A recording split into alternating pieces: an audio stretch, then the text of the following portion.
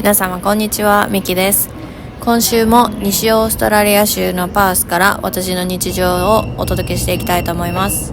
で今日はっていうかこの日はすごいお天気が良かったので、ちょっと海に行こうと思って行ってきました。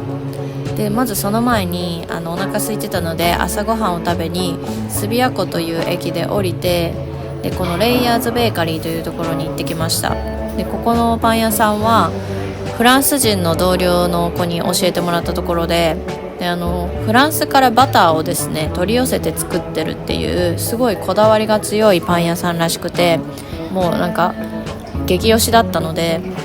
もうそれだったらぜひ行きたいということで来ました。でパン以外にもサンドイッチとかケーキもたくさん売ってたんですけど、この日はアーモンドクロワッサンとチョコレートクロワッサン。チョコレートクロワッサンはフランス語で言うとパンオーショコラっていうらしいんですけど、その2つをオーダーしました。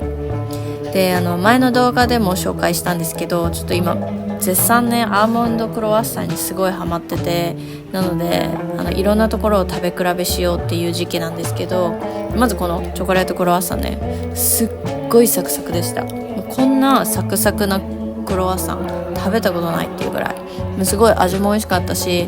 やっぱりねバターの味がすっごい濃くて、あともう中からジュワジュワって出てくる感じのバターでした。でこちらのアーモンドクロワッサン、これもすっごい美味しかったです。どっちが美味しかったかって言われるとねちょっと選べないんですけど、どっちも美味しくて、これもこれでサクサクなんですけど、チョコレートの方は軽いサクサクで、こっちのアーモンドクロワッサンの方はちょっとクランチーな感じのサクサクって感じでした。でも今度はねケーキとかサンドイッチも試したいなと思いました。でお昼ご飯用にバゲット買ったんですけど、たまたまね買ってみたら焼きたてでまだあったかかったんですよ。なのでちょっと味見しようと思って食べてみたら、もう本当に焼きたてのバゲットって何にもつけなくてもすっごい美味しいなと思って感動して、ちょっと食べ過ぎちゃいました。はい。でこの後電車に乗って、今回はコテスローっていうビーチに行ってきました。もうコテスロービーチっていうのはパースの中でもすごく有名なビーチの一つなんですけど、もうねやっぱりパースの海って本当に海水が本当に綺麗で、もうこの多分動画でもわかると思うんですけど、すっごい色がねもうめっちゃ青なんですよ。透明度もすっごい高いし、でこの日ねお天気も良かったんで、その海のコンディション自体もその波もすっごい穏やかだったから泳いだんですけど、やっぱりね肉眼でもちゃんとその泳いでる魚とかが見られるぐらい水の透明度がすっごい高いんですね。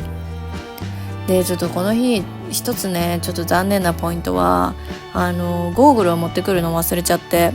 で私結構泳ぐのがすごい好きで泳ぐってなったら結構ガチ勢なので、ちゃんと顔を水の中につけてしっかり泳ぎたいんですよ。小学生の頃から結構てかその行ってた小学校がすごい、これすいません言わせてください。スーパーでプロシュートを買って、でパンに挟もうと思って持ってきたんです。でこのさっきのね焼きたてのバゲットの中にプロシュートを挟んで、もう本当にこれだけですよ。あと何にも挟んでないの、バターとかチーズとか一切なくて、それだけでも本当に美味しかった。だからもう絶対にまたやろうと思って、本当に美味しかった。それで、さっきの話に戻ると、結構小学校が水泳ガチな小学校で、もう夏休みとか毎日泳ぎに行くぐらいだったんですけど、でその時だから1キロとか普通に泳いでたんですね。なので水泳はすごい、得意でちっちゃい頃から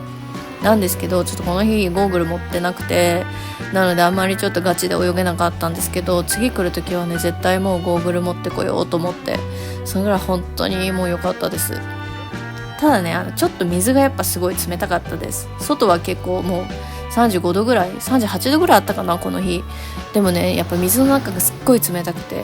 なかなかその全身ドボンと海の中に浸かるまでにねかなり時間がかかりました。冷たすぎて。でもこの透明度分かりますか？めっちゃ綺麗ですよね。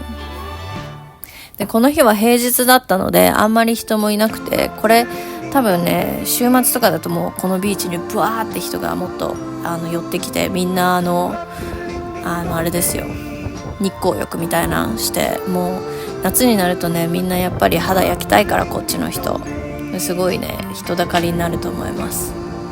で午後になるとちょっと風も出てきたので波とかもちょっと立ってきたんですけど、やっぱり泳ぐなら海は午前中がいいみたいですね。はい、なので、こちらですね、ちょっと喉が渇いたので小走りでコーラを買いに行きます。最近コーラゼロを飲んでるんですけど、私もともとオリジナルしか飲まなかったんですよ。なんか聞いた話によると人工甘味料を使ってるから私は体に悪いと思ってたんですけど、でもその人工甘味料の量って砂糖の量に比べたらもう圧倒的に少なくて本当にビビたるもんだから、そんなの体に害をきたすほどじゃないみたいなのを何かで読んで、なんかしかもそっちの論を支持してる人も私の周りになんか結構多くて、それで最近はねゼロを飲むようにしてます。はい、この日はノースブリッジにあるちっちゃいカフェにやってきました。ここは来たことなかったんですけど、前からなんかちょっと可愛いなと思って前はね何回か通ったことあったんですけど、でこの日もすっごい暑かったのでアイスラテにしました。アイスキャラメルラテにしたかな。結構雑貨とかもね置いてて可愛かったです。でその後ちょっとコーヒーを座って飲むために美術館の屋上に行ってきました。で週末はルーフトップバーとかもやってるみたいなんですけど、平日は普通にただ屋上をそのまま開放してるって感じで、彫刻の展示物とかもあるんですけど、本当にねパースってやっぱり平日はどこ行ってもすっごいガラガラなんですよね。こんな感じで、特に天気がいい日はみんなビーチに行っちゃうので、こういう街中はすっごい閑散としてます。日陰を見つけてここでコーヒーを飲みました。でこの夜ですね、一風堂にラーメンを食べに行ってきました。でこの日一風堂は毎月、1日だけラーメンが10ドルになる日があって、もうその日をですね本当に楽しみにしてでやっと来たって感じなんですけど、通常のラーメンは多分20ドル以上してるんですよ。で日本だとねラーメンってやっぱり1000円以下で食べれるっていうイメージなので、こっちに来るとちょっとラーメンってすごい高級だなって感じになるんですけど、なのでねもう10ドルの日は絶対に外せないということで行ってきました。これはね白丸普通のやつ、普通の豚骨ラーメンをオーダーしました。美味しかったです。でその後ですねノースブリッジをまた歩いてたら、なんとトイストーリーの名シーンに出会いました。はい、でこの後くもくもっていうパンケーキ屋さんでデザートを食べました。これはティラミスとであとはビスコフィーのパンケーキをですねシェアしました。すごい美味しかったです。日本風のパンケーキとして唯一のお店で、パースではすごい人気のお店です。で最近ですね新しく始めた習慣がモーニングページなんですけど、今ちょうど読んでる本でタイトルがずっとやりたかったことをやりなさいみたいな感じのタイトルなんですけど、でもその現代はアーティストウェイ、ザ・アーティストウェイみたいな感じで、なんかその著者は人間みんなそのクリエイティビティを持ってるんだみたいな、生まれながらに。ただなんか大人になるにつれてそのクリエイティビティが失われていくというか、自分で気づかぬうちに自分だったりとか周りの環境でどんどん抑え込まれちゃっていってるから、それをいろんなアクティビティとか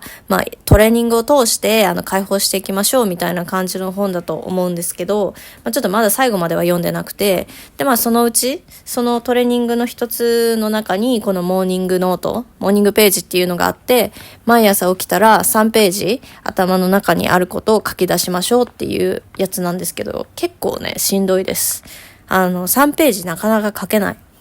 ていうのと、毎日やっぱ続けられるのも、ね、難しいので続いてないんですけど、なのでちょっと効果はまだ感じられてないんですが、なんかもし効果があったらまたシェアしたいと思います。この日はですね週末の夜、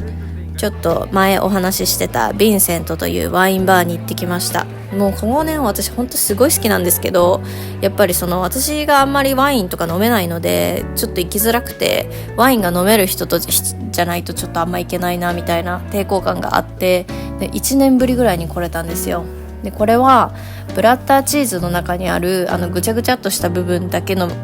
部分と、ちょっと名前がわかんないんですけど、で上にイチジクとでバルサミコとでヘーゼルナッツが乗っかってる、すっごい美味しかった。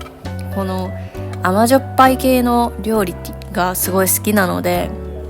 もう本当にこういうのは大好物なんですけど、こういうなんかこうちょっとこじゃれた一品みたいなのがたくさんあるお店で、まあちょっとお値段もするんですけど、なんでたまに本当なんかたまに行けたらいいなって感じです。でまあちょっとねワインも味見程度に飲ませてもらってるんですけど、でもこういうこじゃれた料理をだいたい私はいつもお水と一緒に、飲んでます、食べてます。こちらが念願のクリームブリュレ。もともとね私のそのフランス人の友達に、いやもうここに本当にパースで一番美味しい、もう本当にこれはフランスで食べるのと変わらないぐらいのクオリティのクリームブリュレがあるって言って教えてもらってきたのが一番最初だったんですけど、本当に美味しかった。もうなんかバニラの味がすごいしっかり濃いし、上に乗ってるキャラメルもすっごい美味しかったし、最高でね、ここのワインバー自体が本当にちっちゃいアートとかもこうやって飾ってあったりとか、なんか雰囲気がめちゃくちゃいいんですよね。本当にこういう大人の空間って感じです。はい。で今ちょうど旧正月の時期なので、街中そういう旧正月のデコレーションみたいなのが結構あって、でチャイナタウンに行ったらね、ちょうどなんだっけこれ、獅子舞みたいなやつとかもやってて、すっごい人がねたくさんいました。はい。というわけでハッピールーナーニューイヤー。